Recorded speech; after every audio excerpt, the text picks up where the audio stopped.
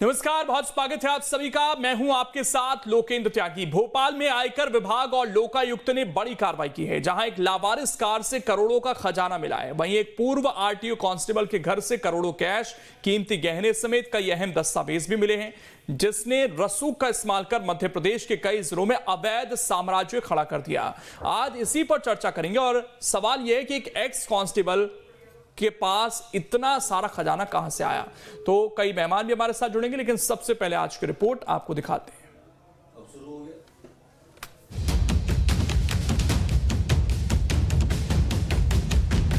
मध्य प्रदेश में आयकर, ईडी और लोकायुक्त की ताबड़तोड़ कार्रवाई जारी है। इसी क्रम में आयकर विभाग ने राजधानी भोपाल में एक बड़ी कार्रवाई को अंजाम दिया। यहां ईटी की रेड में 52 किलो सोना और 9.86 करोड़ रुपए कैश बरामद किए गए। ये खजाना मैंडोरी के जंगल में खड़ी एक लावारिस कार से बरामद हुआ। इतनी बड़ी मात्रा में सोना और कैश देख आयकर विभाग के अफसर भी दंग रह गए।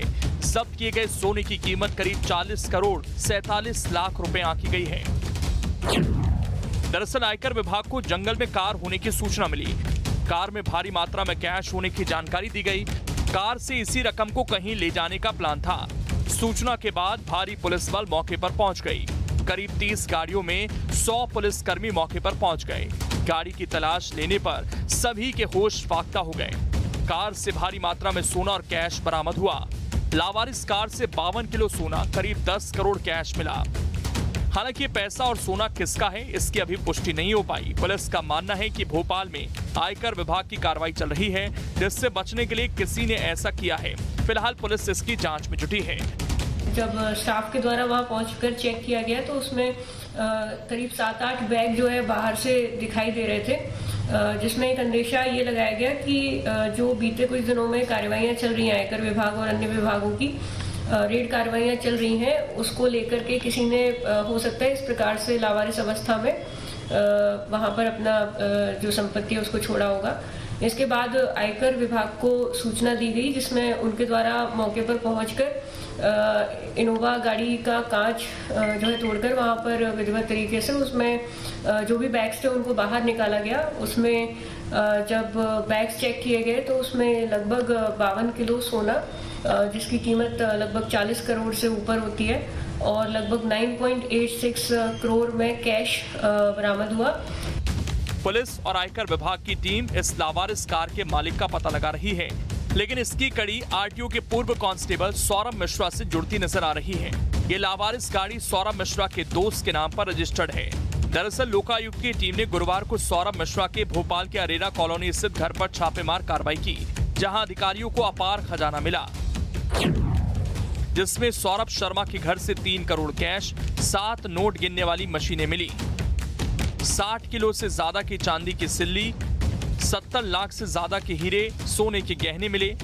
सौरभ के पास से 4 लग्जरी कारें भी मिली। एक स्कूल, एक निर्माणाधीन बंगले का पता चला। करीब 2 करोड़ रुपए कीमत का सामान भी मिला, जिसमें महंगे कपड़े, कीमती झूमर और धातु की मूर्तियां शामिल हैं। आरोपी के ऑफिस से कई अहम दस्तावेज भी मिले। भोपाल, इंदौर, ग्वालियर समेत कई शहरों में प्रॉपर्टी के दस्तावेज हैं।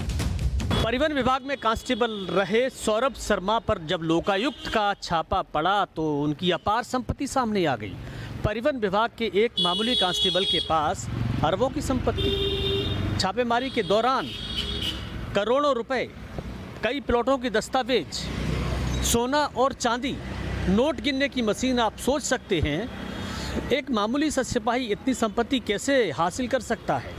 कहीं ना कहीं देखिए भ्रष्टाचार का ये पूरा मामला है और बड़े बड़े तार इसमें जुड़ते हुए दिखाई दे रहे हैं। लेकिन मैं इस समय सौरभ के ग्वालियर के घर पर हूँ। ये उनके पिता का घर है, विनय नगर सेक्टर 2 का ये वो घर है जिसमें सौरभ के पिता और उनका परिवार रहता है। फिलहाल तो कोई बोलने के लिए तैयार नहीं है।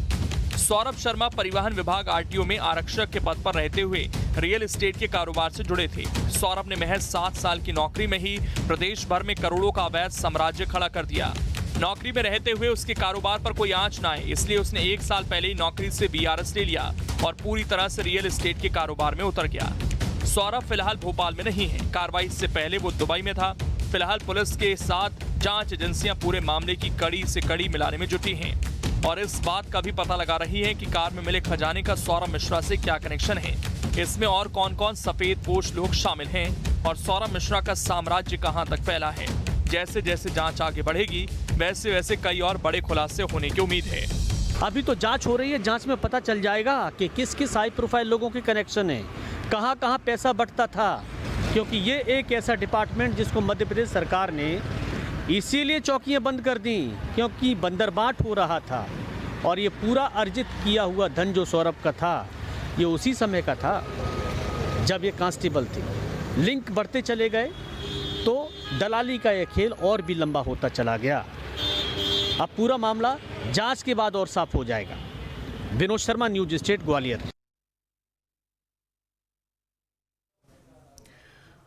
और चर्चा करने के लिए खास मेहमान इस वक्त हमारे साथ जुड़ गए हैं। सबसे पहले परिचय करा देता हूं। आनंद कुमार जी हैं, पूर्व डीजीपी हैं। सत्यप्रकाश शर्मा जी हैं, वरिष्ठ पत्रकार हैं। प्रियांक दुबे जी हैं, प्रवक्ता हैं बीजेपी के। और अमित तावड़े जी हैं, प्रवक्ता हैं कांग्रेस के। आप सभी का बहुत बहुत स्वागत है। प्रियांक दुबे जी, बेशक बड़ी बड़ी बातें भ्रष्टाचार को लेकर हुई हैं अब तक, लेकिन ये जो चीजें सामने आ रही हैं ये तो दिखा रही है ना कि हम उस चीज पर अंकुश लगा नहीं पाए। एक कर्मचारी इतनी अकूत संपत्ति कैसे अर्जित कर सकता है, ये तो बड़े बड़े व्यापारी सोच रहे होंगे आज इन तस्वीरों को देखकर।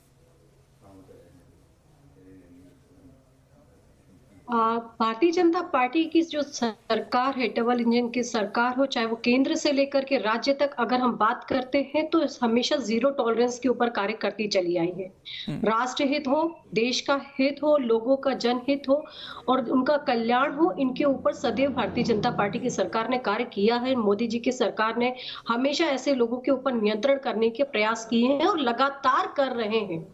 आज अगर हम बात करते हैं जो ये लगभग जो भारी मात्रा में सोना और नकदी बरामद हुआ है, ये भी उसी बात का प्रमाण है कि बख्शा किसी को भी नहीं जाएगा, चाहे वो छोटा सा छोटा कर्मचारी हो या बड़ा सा बड़ा अधिकारी भी हो। अगर आपने जैसे आपके बाइट में भी कहा, भारतीय जनता पार्टी का बिल्कुल विजन क्लियर है। आप अपनी मेहनत करिए, अपना कार्य करिए और ईमानदारी से करिए। और मोदी जी ने तो ये बात हर मंच पे कही है कि ना मैं खाऊंगा ना मैं किसी को खाने दूंगा। ये उनका स्पष्ट रहा है, शुरू से वो इस मुद्दे के ऊपर कार्य करते आए हैं। और जहां जहां सर दलाली, भ्रष्टाचार को जहां से पोषण किया जा सकता था, हर उस चीज के ऊपर उन्होंने करारा प्रहार किया है। उसी प्रहार में से अगर आप बात करें तो जिसमें आपने खुद ने भी अपनी बाइट में स्वीकार किया कि ऐसे बैरियर्स जिन चौकियों के ऊपर इस तरीके की चीजों को उगाही की जाती थी, उन्होंने बंद कर दिए। मध्य प्रदेश में ऐसे काफी लोगों ने कहा कि आरटीओ के ऊपर इतनी मशीनरीज नहीं है। अब लोगों ने बहुत हंगामा मचाया कि कैसे इसको चौकियों में कन्वर्ट करके फ्लाइंग स्क्वाड्स के माध्यम से कैसे सब नियंत्रित किया जाएगा। बट उनको लगा कि अगर इन सब चीजों के ऊपर नियंत्रण करने के लिए सबसे पहले बैरियर्स के ऊपर प्रहार करना जरूरी है। तत्काल प्रभाव से उसे बंद किया गया और उसके लिए सप्लीमेंट्स को तैयार करके आज आप देखिए काम किया भी जा रहा है। गुजरात मॉडल के ऊपर कार्य चल रहा है। तो करप्शन के ऊपर हो, चाहे क्रिमिनलाइजेशन के ऊपर हो या किसी भी तरह से जिसमें हमारा अहित होता है, देश का अहित हो सकता है, उसके ऊपर भारतीय जनता पार्टी की सरकार कार्य कर रही है। ये तो शायद अंश भर है। अभी वो गाड़ी में जो 52 किलो सोना मिला है, भी देखिए मैं ये नहीं कहता कि कनेक्शन इसी से जुड़ रहा है वो, लेकिन जहां तक संभावना है शायद इसी से जुड़ेगा वो। अभी उसकी जांच होना बाकी है। लेकिन ये आप देख रहे हैं उनकी चालाकी कितनी है कि जाकर सोना भरकर, कैश भरकर गाड़ी जंगल में जाकर खड़ी कर दी। ये हिम्मत आप देख रही हैं लोग जी। ये पर आप ये भी देखिए कि खौफ कितना है। उन्हें ये मालूम था कि अगर उससे कनेक्शन, जैसे आपने कहा कि अभी हम एग्जैक्टली नहीं कह सकते, पर मैंने किसी न्यूज़पेपर में भी ऐसे पढ़ा था। इसको थोड़ा सा इसलिए एलिब्रेट करना चाह रहा था। मुझे लग रहा है कि ये तो अंश भर ऐसी गाड़ियां उन्होंने कितनी जगह भेज दी होंगी पता नहीं। जी, जहां जहां पर हम वही कह रहे हैं कि करारा प्रहार किया गया है रीढ़ के ऊपर। अगर इसके पहले हम कहें कि जो ड्रग्स पकड़ाया उसके तार जो है वो कहां से कनेक्टेड मिले, वो भी आप भी जानते हैं कि जब हमारे यहाँ पे ड्रग्स के ऊपर कार्रवाई की गई तो लोगों ने बहुत उस पर हल्ला मचा। बट उसकी जो कनेक्टिविटी है, जो दिल्ली में कार्रवाई की थी, उसकी कनेक्टिविटी मध्य प्रदेश तक मिली और वो ड्रग्स को जो है हमारे सप्लाई होने से हम लोग रोक पाए और उसको आज कहा जाए तो उनके ऊपर कार्रवाई की जा रही है। सेम चीज यहाँ भी है। कहीं पर पर भी बख्शने की कोई स्थिति नहीं। ऐसी गाड़ियां एक नहीं, जितनी भी होंगी उनको कहीं पर भी कोई भी हो, मैं तो कहती हूँ कि कोई भी इसमें निकलेगा, बख्शा किसी को भी नहीं जाएगा। कार्रवाई निश्चित तौर पे की जाएगी। भ्रष्टाचार को पोषण नहीं दिया जा सकता। सत्यप्रकाश जी, लगता है कि इसमें क्योंकि एक अकेला व्यक्ति तो होता नहीं है, जब इतनी संपत्ति अर्जित की जाती है किसी के भी द्वारा तो उसके कनेक्शन बहुत बड़े होते हैं, और वो कनेक्शन ना तो कभी मीडिया में सामने आ पाते हैं और शायद कई बार जांच में भी सामने नहीं आ पाते हैं। लेकिन जैसा ये भी बात हम नहीं इग्नोर कर सकते कि कार्रवाई हुई है, शिकंजा कसा गया ऐसे लोगों पर, तो इंटेंशन तो दिख रही है सरकार की कार्रवाई करने की है सीधे तौर पर। और जैसा वो बताया कि वो उघाई की चौकियां भी, जैसा हमारे सहयोगी ने रिपोर्ट भेजी, उन पर भी कार्रवाई हुई एक समय पर। लेकिन जो बड़े लोग हैं, आपको लग रहा है कि इसमें नहीं रहे होंगे? देखिए लोकिन जी, आपने बड़ा अच्छा सवाल पूछा है। आपको याद होगा कि नितिन गडकरी ने लगभग 2020 में, इसके बाद एक बार और, यहाँ की ट्रांसपोर्ट मिनिस्ट्री को लेटर लिखकर ट्रांसपोर्ट चेकपोस्ट बंद करने के लिए कहा गया था। लेकिन उस समय की सरकार ने, यानी कि 20 के बाद से जो सरकार है, उस सरकार या 18 से ही कह सकते हैं हम, चेकपोस्ट बंद नहीं किए। तो इसमें कांग्रेस की भी रही, बीजेपी की भी रही। लेकिन मैं तारीफ करूंगा डॉक्टर मोहन यादव की, उनके बोल्ड डिसीजन की, कि उन्होंने तत्काल 1 जुलाई से जब उनको पता लगा कि माहौल खराब है तो उन्होंने बंद कर दिया, जीरो टॉलरेंस की नीति उन्होंने अपनाई। ये बोल्ड डिसीजन उनका है। लेकिन ये जो सौरभ शर्मा है, कांस्टेबल रैंक का आदमी, इतना पैसा कांस्टेबल रैंक कितना भी भ्रष्टाचार करे नहीं कमा सकता। ये निश्चित है कि कहीं ना कहीं उसके कनेक्शन उस विभाग के बड़े बड़े लोगों से, इवन मंत्री से भी रहे हों, क्योंकि जैसा कि पॉलिटिकल रिपोर्ट्स में आज आ रहा है कि उसके संबंध उस समय के मंत्री, या फिर कांग्रेस ये आरोप लगा रही है कि उस समय के मंत्री पर उसके अच्छे रिश्ते थे और वो पूरे ट्रांसपोर्ट का जो रैकेट है वो चलाता था। तो ये कहीं ना कहीं आप जो कह रहे हैं उसका जवाब ये हो सकता है कि ये वो कनेक्शन हो और उसी के कारण कहीं ना कहीं ये इतनी बड़ी रकम उसके पास मिली है। लेकिन एक चीज जरूर है, मैं फिर कहूंगा कि आज भी मोहन यादव जी को ये पता नहीं है कि ट्रांसपोर्ट में जो नया सिस्टम लागू किया गया है उस पर भी कहीं ना कहीं ये चीजें चालू हो चुकी हैं। उस पर भी कंट्रोल की आवश्यकता। जिस दिन डॉक्टर मोहन यादव जी को पता लग गया तो ये मान के चलिएगा कि वो भी कहीं ना कहीं गिरफ्त में होंगे। ये तय है कि ये जो कार्रवाइयां हो रही हैं वो आज की मध्य प्रदेश की स्ट्रांग सरकार है जो ट्रांसपोर्ट डिपार्टमेंट से जुड़े हुए लोगों पर इतनी बड़ी कार्रवाई कर पा रही। हालांकि कांग्रेस सीधा सीधा नाम ले रही है उन मंत्री जी का, उन पर और भी आरोप हैं, लेकिन ये नहीं कहा जा सकता। ये जांच का विषय जरूर है कि दोनों की कनेक्शन का भी डिक्लेरिफिकेशन होना चाहिए, उसकी जांच होनी चाहिए, जिससे दूध का दूध और पानी का पानी हो जाएगा। अमित तावड़े जी, लेकिन देखिए आरोप तो एक जगह है, लेकिन सरकार तो ये कह रही है कि हमारी तो इंटेंशन है ना, तभी तो ये मामला उजागर भी हुआ, आज कार्रवाई भी हुई इस मामले में।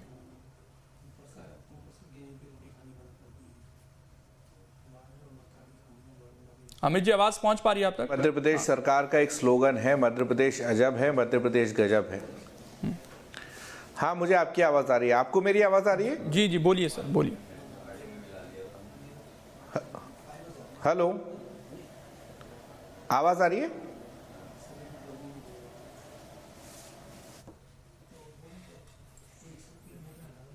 जी बोलिए सर, आवाज आ रही है आपकी।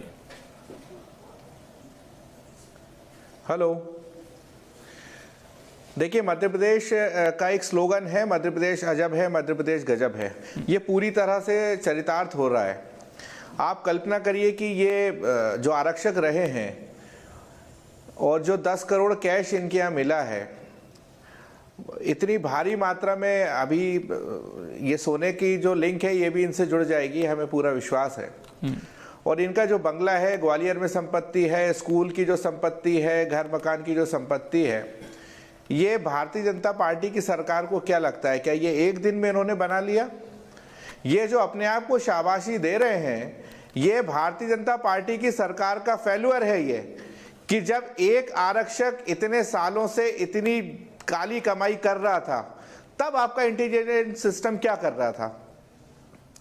और ये आज की भी जो बात कर रहे हैं, जैसे हमारे वरिष्ठ पत्रकार महोदय ने कहा कि मोहन यादव जी की सरकार ने एक बोल्ड निर्णय लिया है, लेकिन उस बोल्ड निर्णय पर भी सवाल खड़े हो रहे हैं। और वो सवाल कांग्रेस खड़े नहीं कर रही है, भारतीय जनता पार्टी के पूर्व गृह मंत्री वर्तमान विधायक भूपेंद्र सिंह जी ने कहा है कि अवैध वसूली हो रही है टोल नाकों पर। तो ये यदि वास्तव में भारतीय जनता पार्टी की सरकार की कथनी करनी में अंतर नहीं है तो ये तत्कालीन उस समय के जो परिवहन मंत्री हैं तत्काल उनसे इस्तीफा दिलवाकर उनसे पूछताछ करना चाहिए और ये सरकार को बताना चाहिए, क्योंकि देखिए आरक्षक का पद एक बहुत इतना बड़ा पद नहीं होता जब तक उस पे ऊपर की कोई विशेष कृपा नहीं रही होगी। ये आप भी जानते हैं और हम भी जानते हैं। और मध्य प्रदेश में तो जैसा कि नितिन गडकरी जी की बात सामने आई, नितिन गडकरी जी ने तो ये भी कहा था कि 60 किलोमीटर के दायरे में एक ही टोल टैक्स होगा, लेकिन अभी 3-4 दिन पहले ही प्रमुख समाचार पत्र में खबर आई थी कि 60 किलोमीटर के एरिया में मध्य प्रदेश में 10-10 टोल नाके हैं। तो मध्य प्रदेश जो है भ्रष्टाचार का पर्याय बन चुका है। पिछले लगभग 20 साल में आप कल्पना करिए कि कितने सैकड़ों धन कुबेर निकले। हम अरविंद जोशी जी की बात करें, टीनू जोशी जी की बात करें या फिर अभी सौरभ शर्मा की हम बात करें, तो आखिर ये सिलसिला बंद क्यों नहीं हो रहा है? बिल्कुल ये सवाल है, लेकिन ये काम होता कैसे है, ये इनका काम करने का तरीका क्या है, इसको थोड़ा सा हम समझते हैं आनंद जी से। आनंद जी, कांस्टेबल कैसे ये कुबेरपति बनता है? आप लोग तो जांच में रहते हैं इन सब चीजों की, थोड़ा समझाइए। तो ऐसी स्कीम तो फिर सबको पता चलनी चाहिए, अगर लीगल तरीके से कोई कर सकता है तो वो भी बताइए।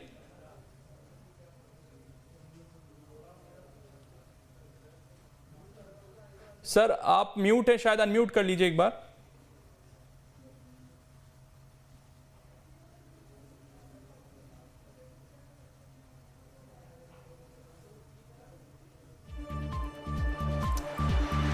अभी एक बार सर आप म्यूट हटा लेंगे तो ठीक रहेगा। मैं तब तक बीजेपी के प्रवक्ता हैं उनसे पूछ लेता हूं। मैम, सवाल तो ये उठ रहे हैं ना सीधे तौर पर कि अभी तो इसमें बहुत सारे लोग होंगे और हमने कई बार ऐसे धन कुबेरों के मामले खोलते देखे हैं, जैसा कि यहाँ तारीफ भी हुई मोहन सरकार की कि वो बोल्ड डिसीजन थे, आपने भी उन चीज़ों का जिक्र किया। लेकिन इस जो उस समय विभाग से जुड़े लोग थे, क्योंकि इन्होंने तो बहुत पहले बीआरएस ले लिया, काम तो इन्होंने केवल 7 साल किया, कहने को ये भी कह रहे हैं कि ये रियल एस्टेट से जुड़े हुए थे, तो उस समय कौन थे उस विभाग में लोग, क्या जांच वहां तक पहुंचेगी?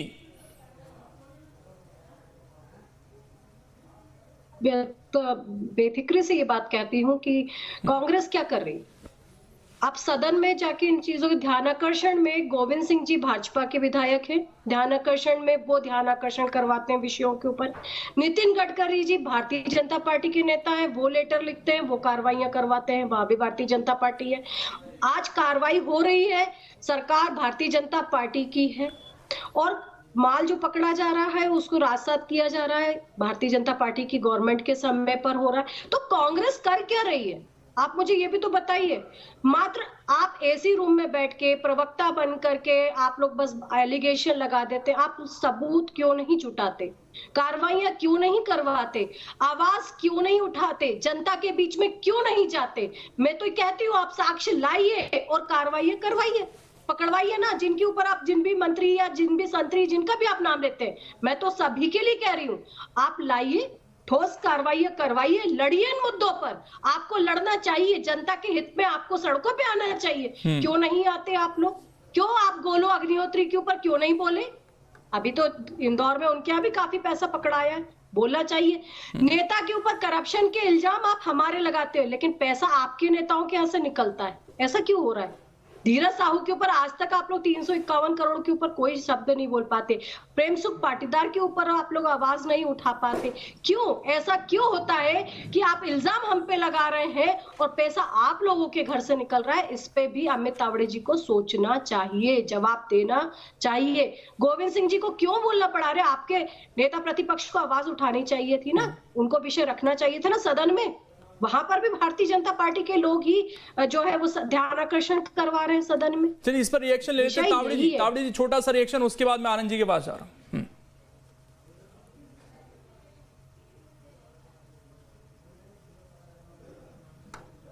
पहली बात तो यह है कि जिन बीजेपी विधायक की मेरी बहन बात कर रही है वो गोविंद सिंह जी नहीं, भूपेंद्र सिंह जी हैं। दूसरी बात यह है कि बहुत बड़ी बड़ी बातें अभी हुई कि जो कार्रवाई हुई तब भारतीय जनता पार्टी की सरकार है, ध्यानाकर्षण लगा तो भारतीय जनता पार्टी की सरकार है। ये जब पूरा घोटाला हुआ और जब सौरभ शर्मा की भर्ती हुई और जब सौरभ शर्मा ने विभाग को पलीता लगाया, तब से लेके अब तक भी भारतीय जनता पार्टी की सरकार है। और एक बात बताइए कि इनका इंटेलिजेंस सिस्टम तब तो फेल था ही। एक गाड़ी में भरकर, पूरा सोना भरकर, पैसे भरकर एक गाड़ी जो है वो कहीं से और जंगल में ले जाके कैसे खड़ी कर दी गई, कहाँ इनका चेकिंग अभियान था, कहाँ इनकी ट्रैफिक पुलिस थी, कहाँ इनकी पुलिस थी, ये इस बात का जवाब देने कोई भी तैयार नहीं है। और ये लोग विपक्ष को बोल रहे हैं कि आप जो है सबूत लाइए, आप जो है कार्रवाइयाँ करवाइए। तो मेरी बहन, विधानसभा के पटल पर ही नहीं, विधानसभा में तो हमारे विधायक लगातार ये शिकायतें करते ही हैं।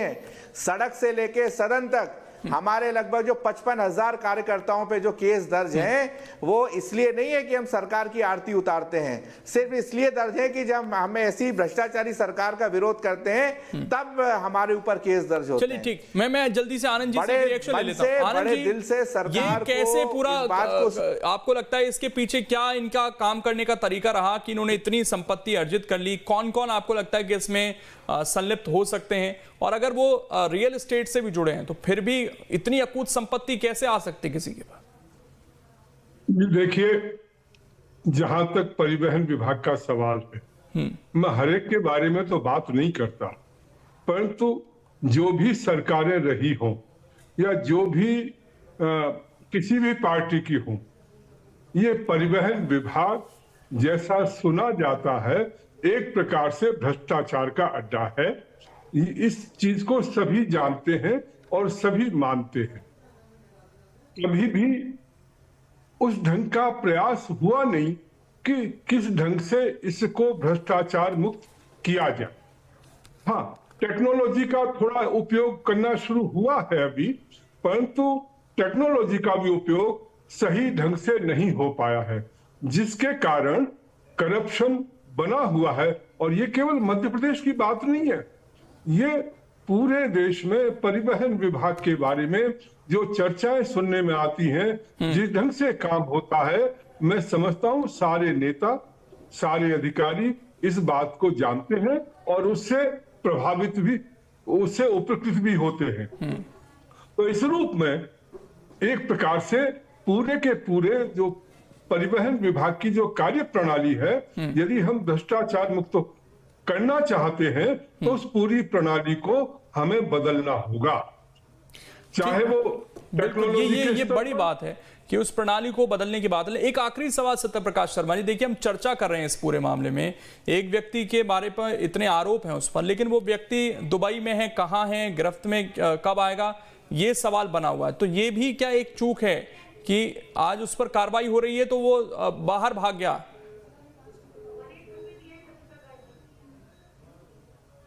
ये मेरे से पूछ रहे हैं आप?